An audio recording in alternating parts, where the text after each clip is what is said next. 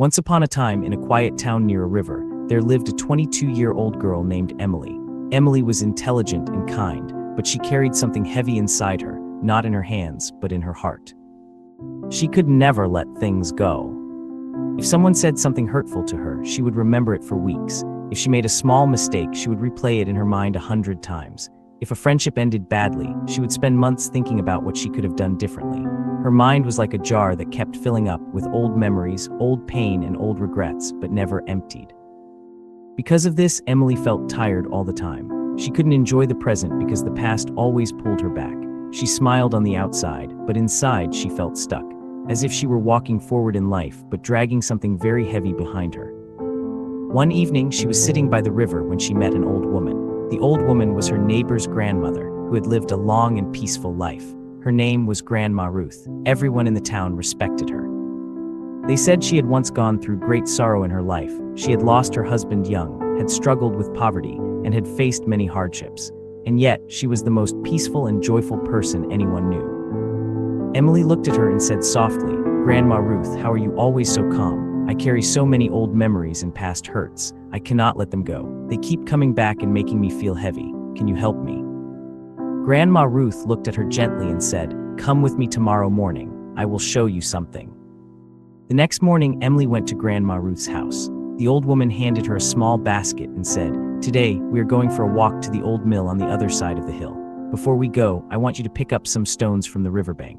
Every stone you pick up, think of one hurt or regret from your past that you are still carrying." Emily looked at her curiously but did as she was told. She picked up one stone. She thought of the friend who had betrayed her. She picked up another. She thought of the exam she had failed 2 years ago. Another, the harsh words her teacher once said. Another, a mistake she had made that hurt someone she loved. By the time she was done, her basket was heavy with 12 stones. They began walking toward the mill. The road went uphill through the forest. At first, Emily walked easily. But as the path grew steeper, the basket grew heavier. Her arms started to ache. Her steps slowed down. Grandma Ruth walked beside her, quietly and lightly, carrying nothing. Halfway up the hill, Emily's arms were trembling. She was breathing hard. She asked, "Grandma Ruth, can I put the basket down for a moment and rest?" The old woman smiled and said, "Of course, put it down." Emily set the basket on the ground and stood up straight.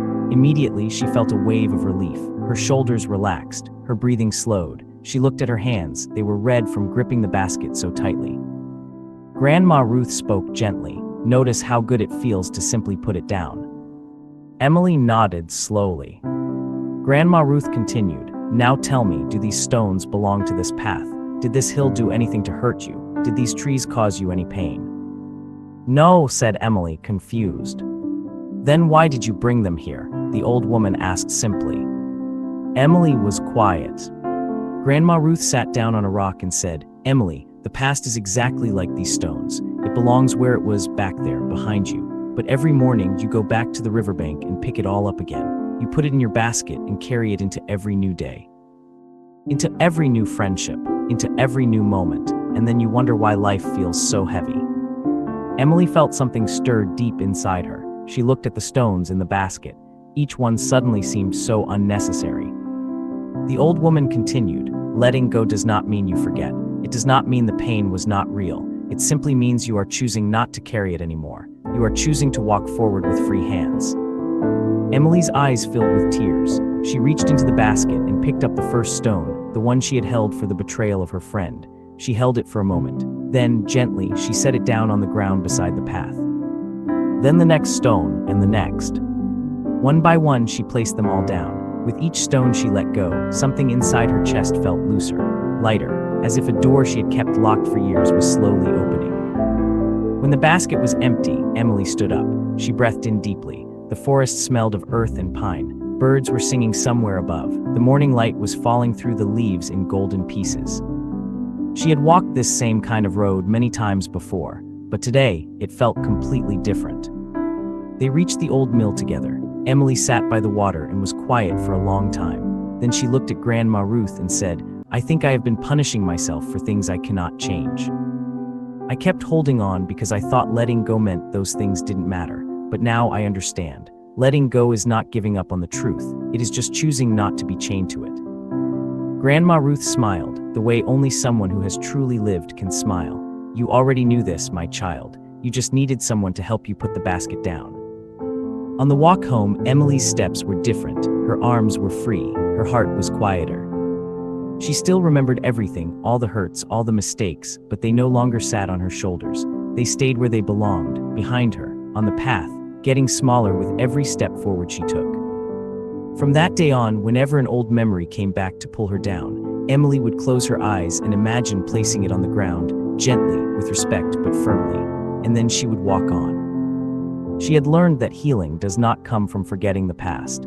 It comes from finally choosing to stop carrying it into the future. The lesson is simple. We cannot change what has already happened, but every morning we choose whether to pick up those stones again or to walk forward with open hands. Real freedom is not the absence of pain. It is the courage to put it down. If this story touched your heart, please give it a like and share it with someone who needs to hear it today. Subscribe to the channel for more stories that carry meaning and lessons for real life. Thank you for being here. See you in the next story. Until then, be gentle with yourself, let go of what is weighing you down, and keep walking forward.